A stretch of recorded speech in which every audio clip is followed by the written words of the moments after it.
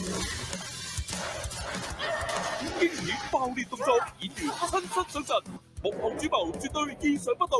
奪命提示3月17號晚8點半飛出台。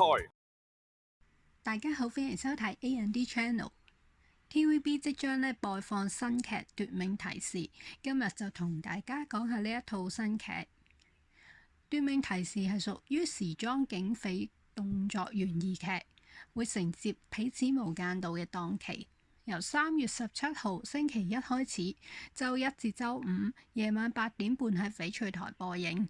主要演員由陳山聰、張振朗、劉佩玥、劉永璇、丁子朗、郭柏妍、林子善等等。監製係文偉鴻，過往拍攝嘅劇集包括《超能使者》同《隱形戰隊》，口碑收視都一向好有保證。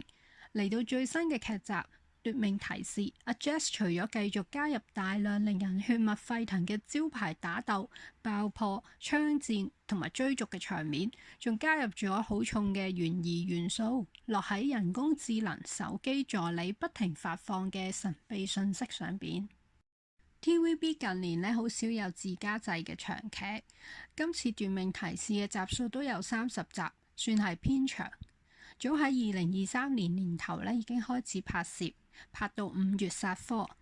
而喺2024年嘅 TVB 節目巡禮亦都介紹過呢一套劇集㗎喇。講返呢套劇嘅主要角色先，陳山聰今次擔正做男一，飾演重案組總督察。之後成為神秘信息情報科成員，佢阿媽會係呂珊，表妹係郭柏妍，舅父係吳家樂，佢同劉佩玥會有感情線，而天敵就有謝東閔。女主角劉永璇就飾演見習督察，阿媽係楊卓娜，係張振朗嘅 partner， 會同佢有感情線。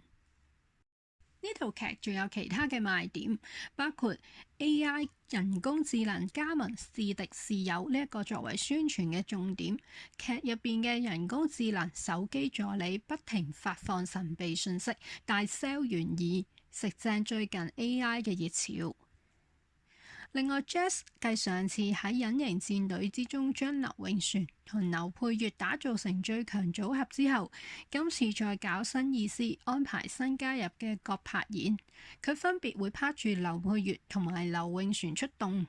預告片亦都曝光咗佢哋嘅性感揸槍造型，簡直係又打得又睇得。另外會有郭柏妍、丁子朗緋聞情侶上陣。唔知係咪因為拍劇日見夜見咗幾個月，所以搞到日久生情，戲假情真呢？佢兩個喺劇中飾演神秘信息情報科成員。丁子朗最初同郭柏妍係歡喜冤家，之後會同佢有感情線。最後仲有楊卓娜會喺劇中扮老婦，化老人妝，再嚟一次演技嘅大突破，為藝術犧牲。好啦，今日我嘅分享就去到呢度，唔知大家會唔會同我一樣咁期待收睇《奪命提示》呢？記得 like、留言同埋 subscribe 我嘅 channel，我哋下條片再見。